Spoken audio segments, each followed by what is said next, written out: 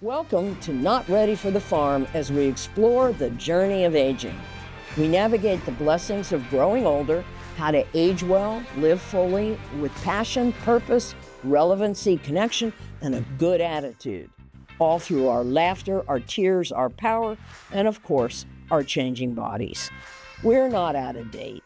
Our minds and hearts are curious, inspired, wise, and brave. With longer lifespans now, we spend more years as seniors than ever as kids. So we've got to get this right. After all, no one's getting out alive.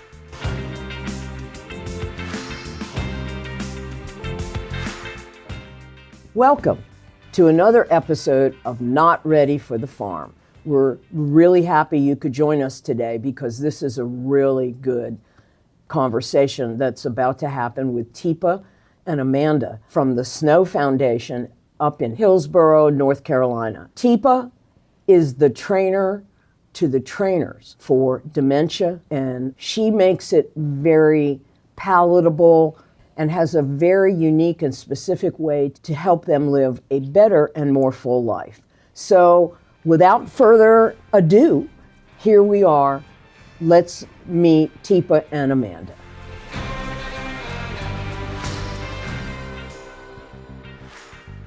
These two special people are here, Teepa and Amanda from the Snow Foundation, which you two have formed. When I said I was doing the podcast, everybody said Teepa Snow. Yep. I've been around a long time, Judy. I know. You hang around long enough, people remember your name. Well, you also have become the trainer of the caregiving people for dementia, for the EMTs, for anybody dealing with it. And in fact, you have been consulting with Bruce Willis's family. True. You've gained a lot of traction by going on TikTok, haven't you? Tell us about that. Yeah, that all started with one of our folks insisting that we needed to go on TikTok. And I said, I don't understand why you need to be on TikTok. So our very first one is actually getting Amanda's pants off. Mm-hmm. Rebuttoning them. That's right. We didn't even try to take them off. No, we were just going to undo your pants. And I'm not even going to ask a question or take a pause in that. So when we did it, we didn't think it'd have that much traction. But we had over how many views within? That one, it overnight kind of crept up. My sister called me because we had put what not to do first, and then what to do is the style of video that they were really well known Typical for. care, better care. Better care. And it ended up at like 3.1 million in like a day or two. And we were just like, what? We've never even used this platform. And people were like, oh my God, I wish I'd known this when I had my mom. I wish which is the classic statement with what we do is like, oh, I wish I'd known. And Amanda's goal is to be around when that's no longer a statement. But I do believe it's tragic for me when people say, I wish I'd known. Because it means you could have and you didn't. And that's because we're not sharing in a way that's beneficial to people when they get the diagnosis and they're trying to do the care. They're going into it blind. And nobody's sharing, you're blind. Let's get some glasses for you so you can see what you're doing. It's not viewed enough as a condition of value that we believe carers need to learn before they start doing.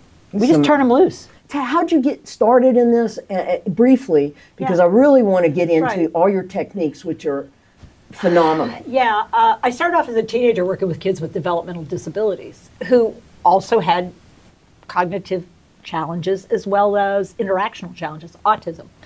So I started to figure out what I did made a difference and how I did it made a difference. And so I was either going to go into medicine or education or something. Found out quick I didn't want to be a doctor. I wanted to do something different. I ended up going into occupational therapy. And I got a chance to work in geriatrics. And for me, that was a magic place. And so dementia really called to me because I could make a difference. Made me curious. But sometimes I have trouble finding words or remembering names. Yeah. And, you know, should I take a test? Well, Amanda and I would say you should get screened and establish your baseline. But they should be doing that annually at your physician, and we don't have a practice of that. So we literally just last June at Snow Approach Foundation started community-wide screenings for cognitive health baselines. In general, I think almost no one knows what typical aging should look like. And if we're waiting for the memory component to be a challenge, that's where we're missing the boat. And so our screening process is a 5-minute test. It's 1 minute of an animal fluency test. So say as many animals as you can in a minute. We sound record it, and then we mark the number of animals that you come up with. Because it's measuring your frequency, your intensity, your ability, your memory, your visual. And we're also tracking how many you say in a row before you pause and say the next one. And then we just compare you to you in 6 months. So we're looking for a change because that test in itself uses your whole brain. The other one is the trail making. So there's circles with numbers and letters inside, and you're supposed to take your pencil and mark from 1 to A to 2 to B, and they're scattered all over. So you're tracking and looking and trying to match and connect numbers and letters and keep them in order. And again, if you do poorly the next time, well, then nothing has changed. But if you do well, That's good. and then you do poorly, I never did that good. That's right. You know. We want to know that about you, though. Yeah. And that's the missing Sure. piece. If I don't know about you how would I know whether you've changed? right. So this brings up another subject. And again, we're using me as an example. I don't feel I have memory. You're it's just- slowing down, girlfriend. I am slowing down. And I hate There's to the- tell you this, yeah, but well, you're going to slow down some more yeah, I before you know. quit. Exactly. But when you take your foot off the accelerator, Yeah. just remember to put it on the brake. Okay, that's the key, isn't Every it? now and then, taking a pause and going, okay, if I stop and I think, can I find the word? Right. And the answer is, oh, yeah. I just want to find it as fast as I used to find. Do they know the cause of this? Hmm. Is it metabolic? Is it chemical? Are there things we're eating in our food? You know, I read all this stuff on You don't want to Instagram. hear my answer. Yeah, I do want to hear you. Multifactorial. Yeah, tell me all the things that Yeah, contribute. so you've said several. Okay. Okay, so what you eat, things in your food, drinks, how much are you fluid-wise taking in every day, sleep, social engagement that you like, exercise, really important, but not out and out wearing yourself out, but enough that you exercise your cardiovascular system. What's the respiratory pattern where you are? Do you have particulate matter in the air? I mean, so how stressed are you with the risk of what's around you all the time? Stress. How much of a nice rhythm in your life do you have? We want you to be stressed some, but not to a point of dysfunction. So you feel that these things do contribute, It's a big deal. and there's a lot of data to that. There you've is a found. lot of data. And I would say you can buy yourself 5 to 8 years. Okay. You want 5 to 8? Yeah, I'll take. I mean, I'll that makes take it. anything. That's it. You And know, I don't know. You can go put the genie back in the bottle. You know, for all the damage. earlier. well, not all the damage, but enough of the damage that it's still worthwhile if you have the desire to do it. Me pushing my belief and desire on you, that is not healthy as a care partner. But how do you approach the affected person who's having brain change?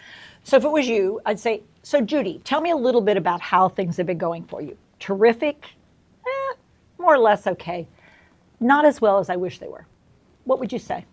I'm pretty Great. happy with where I am. Okay. So what are people around you telling you?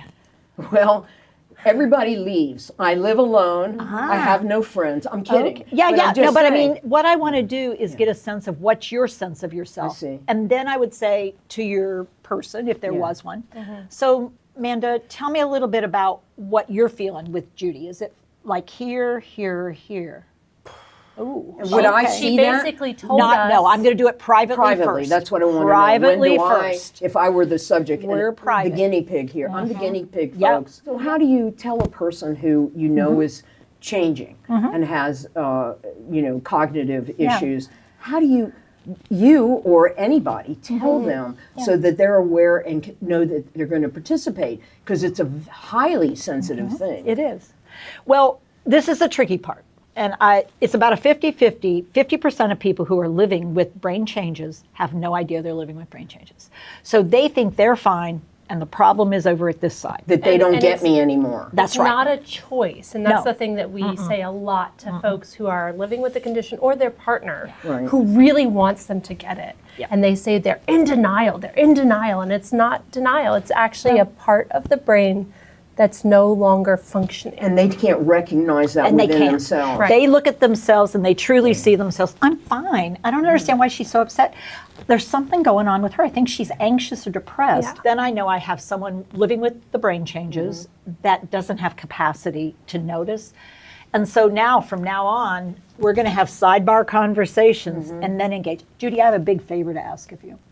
I know you're not thinking anything's going on, but it sounds like you and Amanda are having some conflict now. Would you be willing to do something with me just to see whether we can get it to smooth out a little bit? Sure. Okay, so what I'm doing is helping you learn to cope with the changes, but I'm not saying, and they're your changes. Got it. And that becomes That's really, a real tricky area, isn't it? that's why you need expertise. Now, if you do have awareness, I'll say, Judy, tell me a couple of things you're noticing about yourself that's worrying you. Yeah. Yeah. Okay. Let's look at some compensatory strategies we can start using. Because you're not liking it, I hear you. We're not going to get rid of it by not wishing it away. We've got to decide to try something. Yeah. Are you willing to work with me? Always, of course. And then I do a handshake. Okay. And usually at that point, I've got somebody on my side Okay. working on this. So you work with individual patients. Yeah. That's And so people. physicians and their Really? kids and anybody and everybody, Lawyers, because judges. there isn't anybody working in this area. There's That's no, what's so frustrating. and even recognizing that somebody is having a decline is one thing. And then how to deal with it, particularly in a professional environment. Oh, when you sure. said lawyers, judges, doctors, they're dealing with patients or people they work with. Coworkers, Yeah. They're- bosses. See, I couldn't come up Yeah. with the word coworkers just now. I was Yeah. trying to. Herbert, she's younger. Well, that's Yeah. right. And so you Faster. couldn't either. I was watching you look I didn't fish say for it. it too. I It's didn't not say just it. me. Yeah. Okay, I'm just saying. sitting Typical over here. Okay, aging. but it just happens when you get busy. And so let me the thing that we're I know. Trying. Shut up. I'm trying to. Oh man. See, Not typical. Ryan. That's different than what we're talking about. So Yes. what I just demonstrated was a non-fluent aphasia. Right. So the inability to find the next word in the sequence. And when Manda tried to help, what popped out quickly was a forbidden word, shut up. And what I was doing is saying, I can't take input because I'm trying to give output. And so, And you don't want to be criticized, obviously, if you're No. trying. right. Exactly. And so for me, shut up wasn't intended as a negative. It was meant as I need there to be quiet But so then I if can if think. I'm offended by that and I go, well, don't talk to me like that. And now Well, you just it turns into something It's really totally big, really different. fast, Yeah. and that happens so And often. then it escalates to where mom's just agitated and aggressive. And this is where I have huge concern with advertisements that are on TV, which if mom has this, then you need to give her that. Saw one this morning. And I'm like, no, first of all, let's make sure you have some awareness and knowledge and skill. And if that doesn't work, then we do need to look at the medication, but not as a first line, I don't know what to do, so I should throw a pill at mom. Is there medication for this? No. No, of course not. I can't. That's why I see this on TV. What are they talking about? I mean, I know nothing about it, and I know there's no medication. I There's mean, no you can medication. medicate to where you diminish someone's abilities. Right. I mean, if that's our goal, then I can do that. You give them, yeah. Because what I'm doing is taking a brain that's already damaged, already dying in some ways, and then I'm going to throw meds at it. And it's like, well, let's make sure we aren't contributing to that dysfunction. Because what Manda could have done was when I can't, the one that,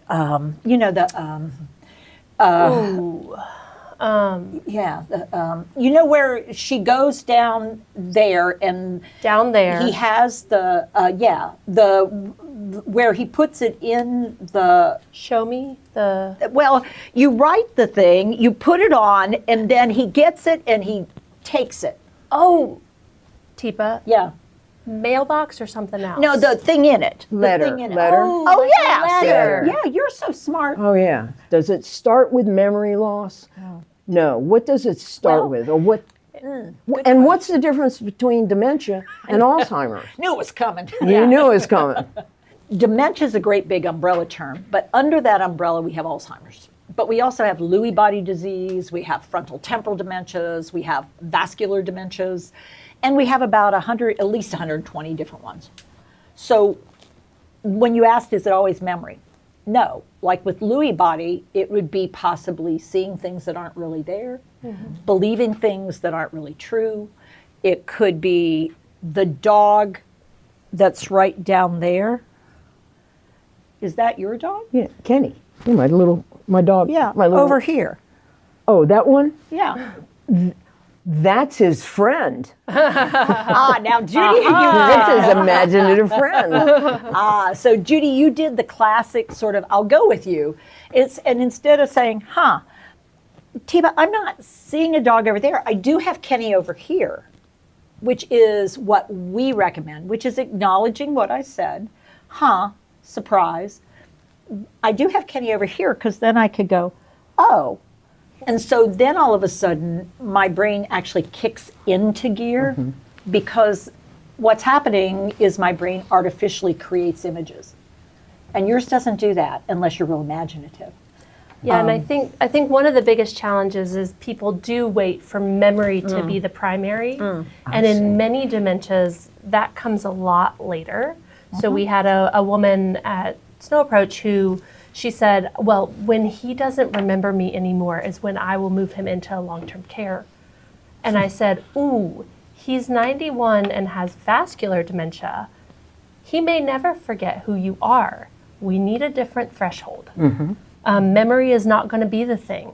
But because it's so ingrained with Alzheimer's and memory, and we call everything memory care and memory cafe and memory, but people aren't actually even doing anything for memory in memory care. Whereas at Snow Approach, we really do fundamentally work on skills of memory. Are you remembering the next piece, the next move, the next dance move? All of those pieces come together, but you only exercise that part of your brain if you activate it.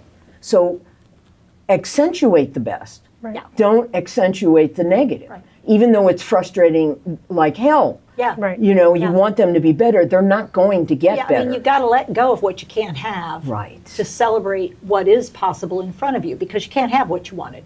I mean, Right. it's just not going to happen. And then suddenly when you let go of it, in that moment, well, there they are.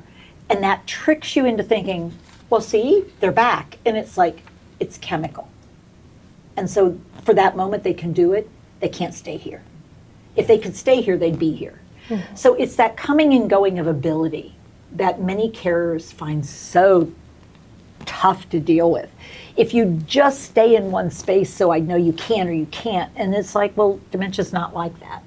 And if that's really hard for you, try not to be the primary carer and take a secondary role and let somebody else do the hands-on, so you get a break. Is there any particular demographic that Women would more be than with- men. High distress, lack of sleep throughout their life, often folks who work in night shift ER type positions, really intense, really high distress, and don't typically end up getting it at those younger That, or they have places. genetic coding. Or they have because you have genetic- genetic coding.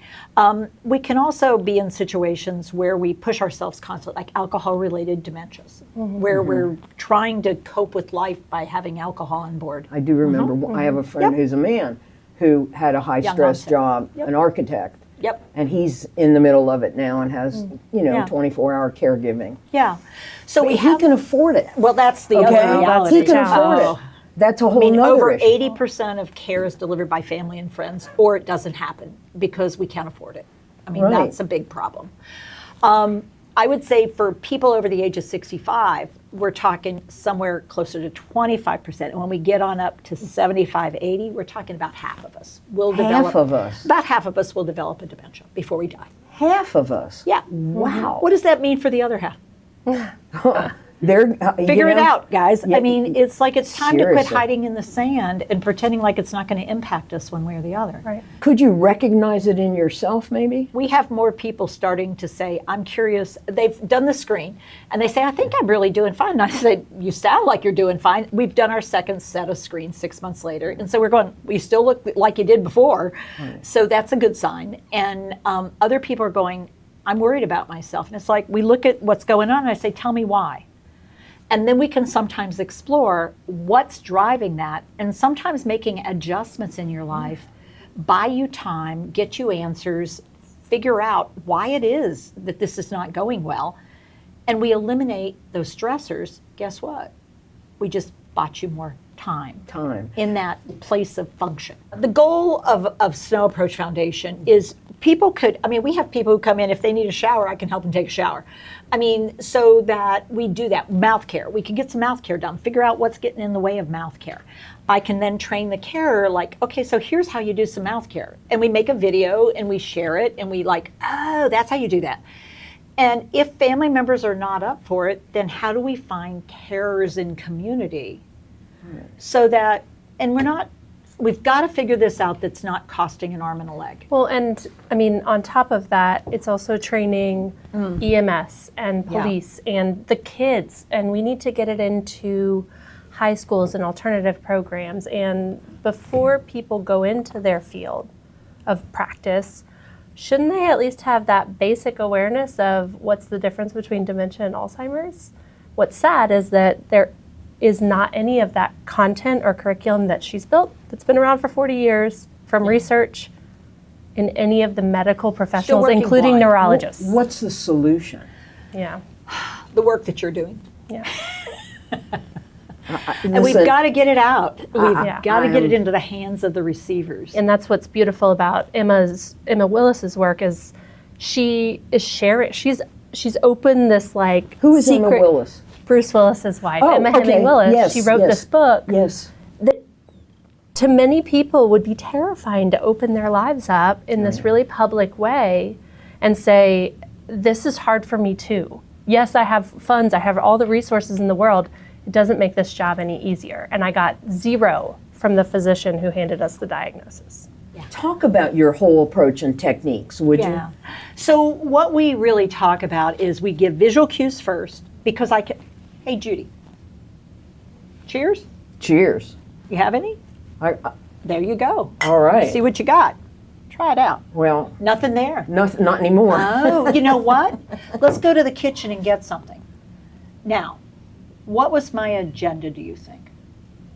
Well, I think you're trying to get me to recognize and go and move and have a purpose and a direction. How'd I start it? You did it with sharing something with me and drawing my I did attention a visual, to that. Yeah. I gave you a verbal, and then I got you to really think about what's in your mug. And then you looked and you went, oh, well, there's nothing in there. And I said, well, tell you what, let's go get something. So it came about as a natural event for you. As opposed to, Judy, you haven't had anything to drink. Come on, you need to, you need to drink this, which comes across as I know something you don't know. And instead, visual cue, verbal cue, physical assist only if needed. Did I need to physically assist you yet? No. Do I know whether you'll be able to get your system to work for you to get to the kitchen yet? I won't know until I do the first pieces of that where you actually are in this moment, because I can't predict that with dementia. But if you've known me for a while and you work with me day by day, you know how to approach it. Yeah, but then I have to be careful, because then I start making assumptions. So this time you pick the mug up, it's empty, and you drink out of it like there's something there. Got it. And I go, ooh, pretty good, huh? Listen, I could use a favor. And now I'm still going to work on my thing, but I didn't say, huh. But I'm thinking, huh, she just drank out of an empty cup and didn't pick up on it. She did that like 5 minutes ago. She was noticing. Okay, wonder if she's not noticing she needs to go to the bathroom.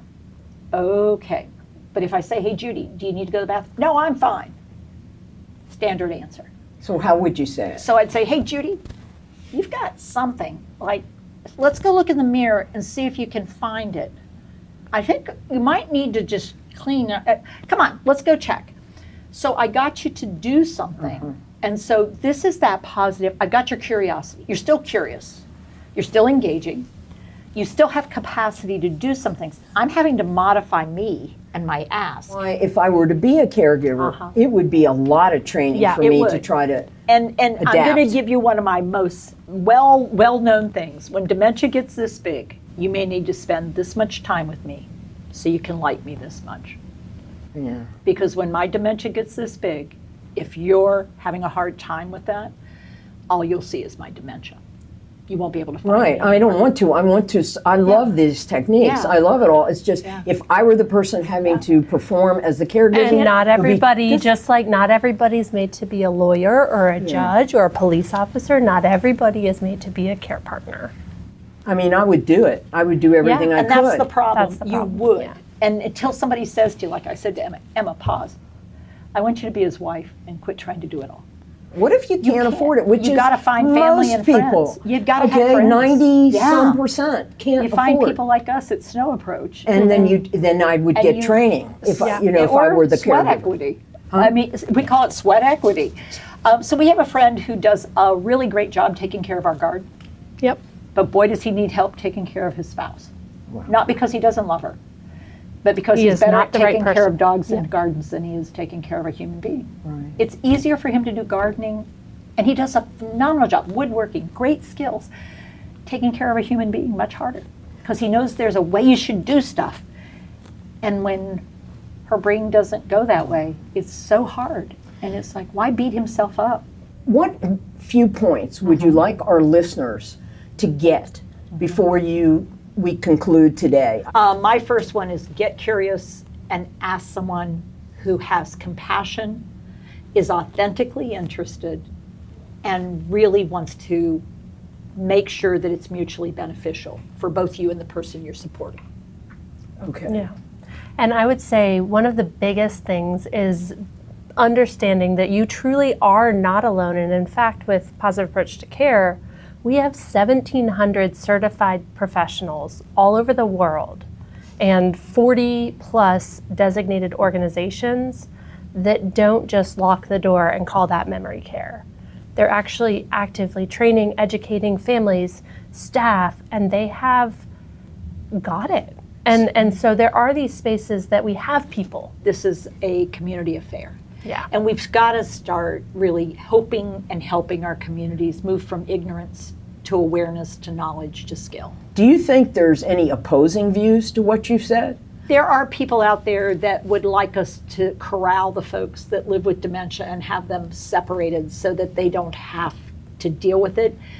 I think it's unrealistic to do that given the profile of the numbers and the funding that's needed. It's just not realistic. I think the only group that is opposed are the fearful and the unaware. And I think a lot of physicians and neurologists would probably fall under that category because they don't get the education that we have. And so they're trying to deliver something like a diagnosis that's a life condition, not a medical condition. And that's the place where there's a lot of pushback. This has been an extraordinary conversation. Thanks. Thank you, Oh. Amanda, Of course. Teepa. How'd you get the spelling of the word Teepa? T-E-E-P-A. Well, Tina was my given name. My mom thought it was clever to spell T-I-N-A as T-E-E-N-A. And my comment is, that's just stupid, Mom. Nobody figures that out. As a teenager, I worked with a kid with developmental disabilities, autism, and a speech problem. And Michael couldn't say Tina. So he'd go, hey, Teepa, tell me toy. And so all my friends and family picked it up. So I legally changed it to Teepa. So it's actually Great a name. given name. It's a great name. I was given it. All the information about Teepa and Amanda and the Snow Foundation are on our website. Thank you so much for Thank being you, with Judy. us. Thank you so My much. pleasure. Thank you so much.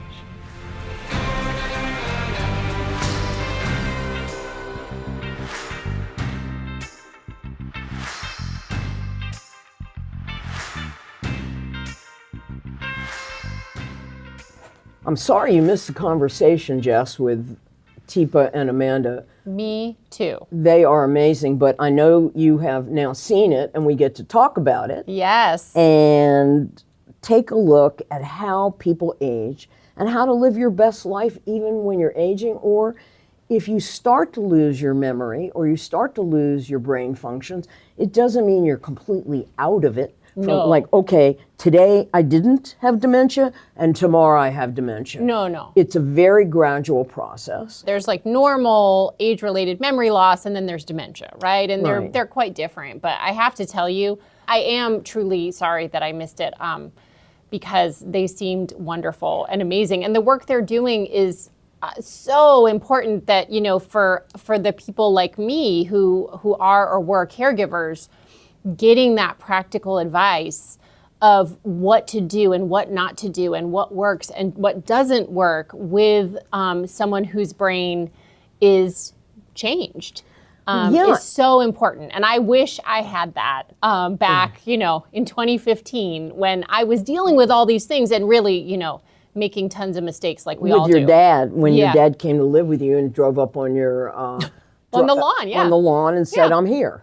Well, that was one sign of mild cognitive impairment, was driving on the lawn, yes. Right. And, part of what Teepa and Amanda talk about a lot is helping people live their very best life. Now, for those of us who've been a little outrageous a lot of our life, I'm not sure people would know that I've melded into any kind of cognitive loss. They would just think it's Tuesday. Exactly. And now, as we get older and we choose more and more how to spend our time, because there's less time in front of me than there is behind me. And I want to use it to the fullest. Yeah. Even should I suffer brain demolition or, aging, that could have happened long ago. I think we're all gonna suffer aging, right? But yeah, you don't want the Swiss cheese brain. Right. I hope that the lessons Teepa and Amanda brought are that let's treat our folks, and there are many of them, our friends, with great respect and love and care. Yeah, they really can make choices for themselves. It's just you have to do it in ways that they can handle, right? And you of course intervene on things that are unsafe, but a lot of times, people with dementia want to have agency and they want to be in charge in all the ways they can. Right. And we hope that we're making a difference here. And okay, here's the mug. So you can have one of our mugs. Just go on the website, find it. We'll ship it to you. It's our only swag so far, but I think we're going to be adding some swag pretty soon. Oh, I can't wait. I can't wait either. Yeah. Okay. And if you could come outfitted head to toe in Not Ready for the Farm paraphernalia, then that would make me happy. Would it? Yeah. Okay. Absolutely. Well, I do have a hat I wear that says Body by Ben and Jerry. So this is an admission. Uh-huh. Back then, when Jane Fonda had all her exercise tapes. A lot of them. A lot. So, it was a big deal. Yeah. And I lived in LA then. Oh. Okay. So what I did, I got the leg warmers and the leggings and the headband and my water bottle and my special Michael Jordan shoes. Did you have the leotard? I had it all. Uh-huh. I was decked. Yeah. And I'd go in my living room and I'd put on the tape, okay? And I'd sit on the sofa and I'd watch her work out. That's it. We got to get out of here. Thanks for joining us. We'll see you next time.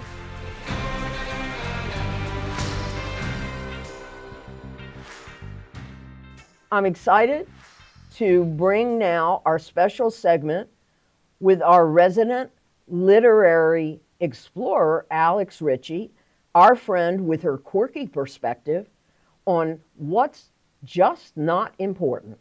Alex? This is called Stingy Archibald. Have you ever seen Stingy Archibald Bassett, who always has candy and never will pass it? If I were his conscience, I surely would chide him. If I were his mother, I think I should hide him. Well, that was a wonderful reading today, Alex. Thank you so much. We'll see you for more irrelevant things next week. We appreciate you joining us here at Not Ready for the Farm as we navigate the journey of aging. Please like and subscribe and visit our website at notreadyforthefarm.com. Find us wherever you stream your podcasts.